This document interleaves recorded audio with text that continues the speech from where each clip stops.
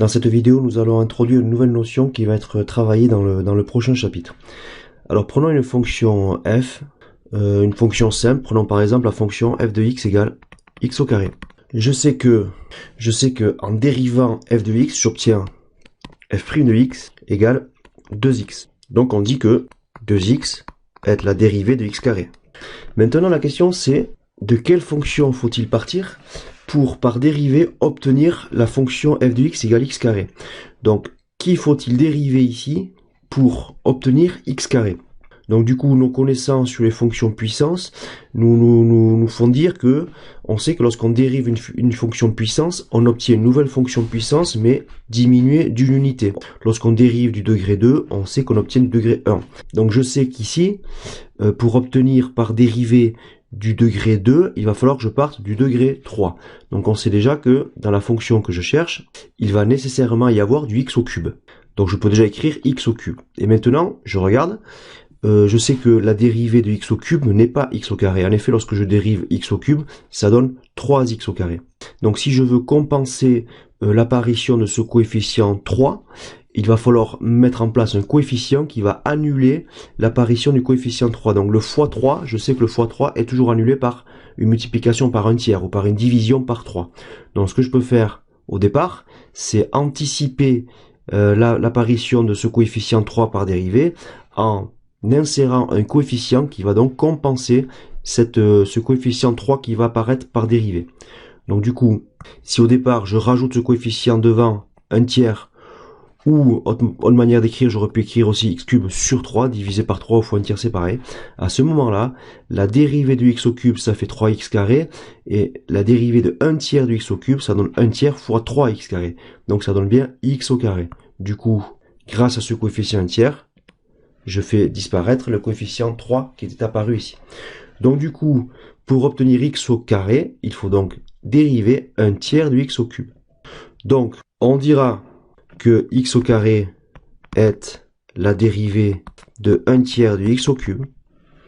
Et inversement, on dira que 1 tiers de x au cube est une primitive de x au carré.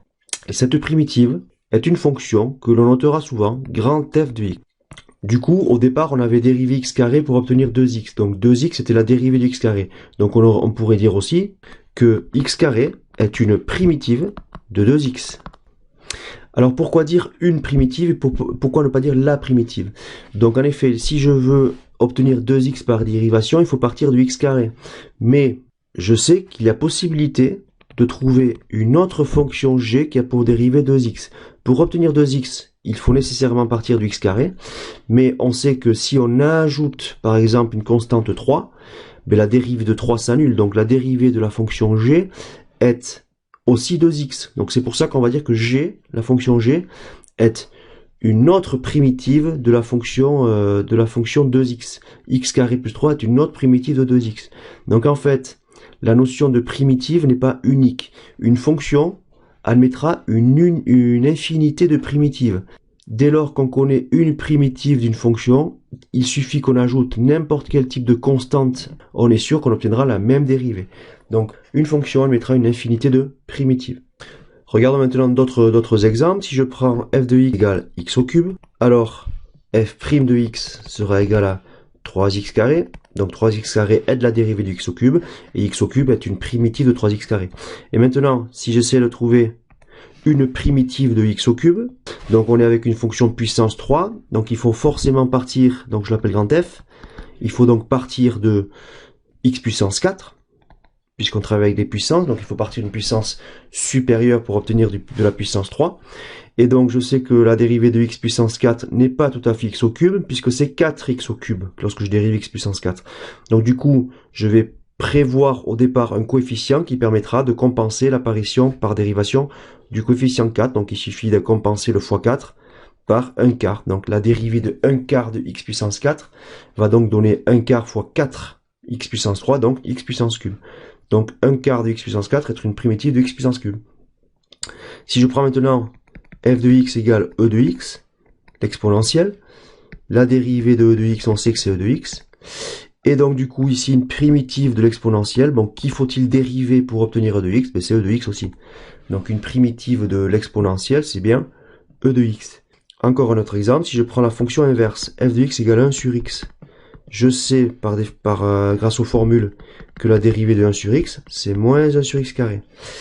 Et donc ici, que dois-je mettre ici au départ? Qui faut-il dériver pour obtenir 1 sur x? Donc on sait que 1 sur x, c'est le résultat de la dérivée de la fonction ln. Ça, on l'avait vu en classe. Donc, on dira que la fonction ln de x, est une primitive de la fonction inverse 1 sur x. Si maintenant, je prends un polynôme, si je prends le polynôme de, exemple, 3x4 moins 2x carré plus x moins 2, je sais que la dérivée de ce polynôme, c'est 12x3 moins 4x plus 1. Et maintenant, je regarde un petit peu, qui faut-il dériver pour obtenir ce polynôme? Alors, pour obtenir un polynôme de ce type-là par dérivation, il va falloir, en fait, que je regarde un petit peu chaque élément qui sont ici et que je trouve, en fait, une primitive de chacun de ces 4 éléments-là. Donc, on va prendre la place et commençons. Alors, donc, pour obtenir 3 fois x puissance 4, il faut partir de 3 fois quelque chose. Alors, le x puissance 4... Si je veux déterminer une primitive de x puissance 4, je sais que c'est une fonction puissance. Donc, comme on l'a vu dans les exemples précédents, il faut partir de x puissance 5. Sauf que x puissance 5 par dérivation va donner 5 fois x puissance 4. Donc, le 5 qui est ici va apparaître en coefficient multiplicateur lorsque je vais dériver. Donc, du coup, je mets un cinquième ici pour compenser le fois 5 qui apparaîtrait. Je continue. Donc, moins 2x carré. Pour obtenir 2x carré, il faut partir de 2 fois quelque chose. Alors, pour obtenir x carré, on l'a vu au-dessus, il faut partir de 1 tiers de x puissance 3. Ensuite, pour obtenir le x qui est ici, donc on a du degré 1, il faut partir donc du degré 2, par dérivation pour obtenir le degré 1. Donc on va partir de x carré, sauf que le x carré, lorsque je le dérive, le 2 va descendre en coefficient multiplicateur, donc je prévois un coefficient 1,5 pour annuler, pour compenser l'apparition du 2. Voilà, donc j'écris 1,5 d'x carré. Et ensuite, pour obtenir moins 2, donc on sait que pour obtenir moins 2 par dérivation, il faut partir de 2x. Voilà.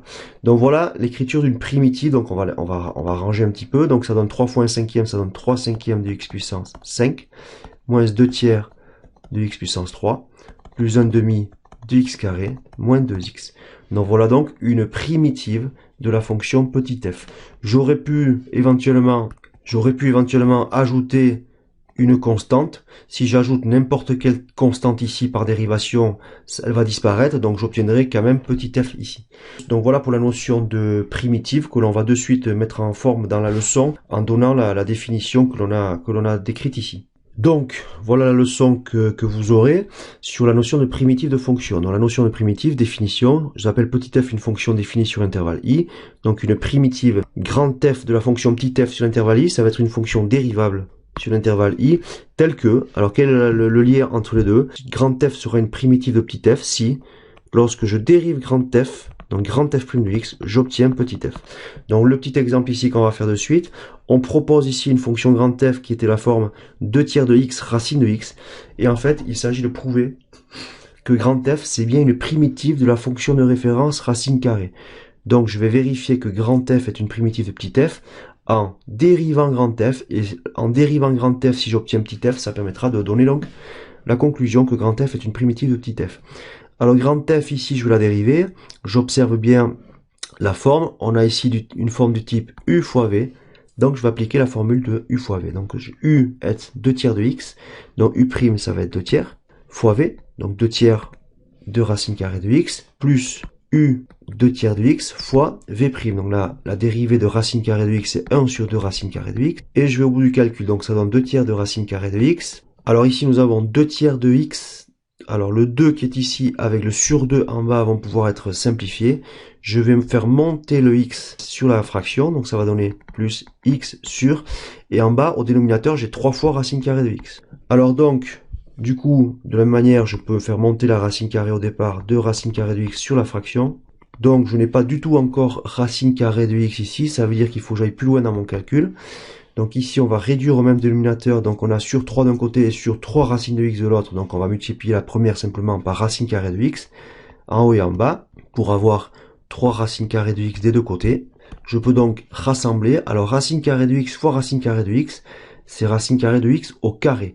Et racine carrée de x au carré, ça fait x. Donc du coup, je vais avoir 2x plus x sur 3 racines carrées de x, ce qui donne 3x sur 3 racines carrées de x. On peut simplifier par 3. Et donc il reste x sur racine carrée de x.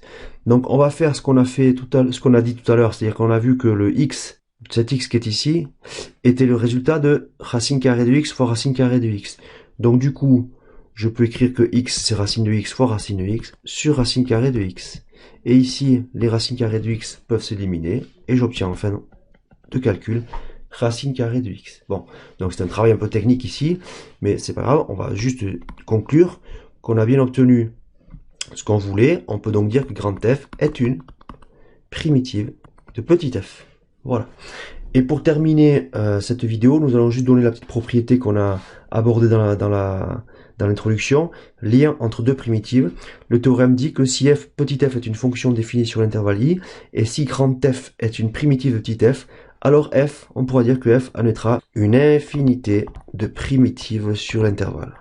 En effet, si grand f est une primitive connue de petit f, alors toute autre primitive de petit f sera de la forme grand f de x plus une constante, où k est une constante réelle. Donc voilà pour la définition de la notion de primitive.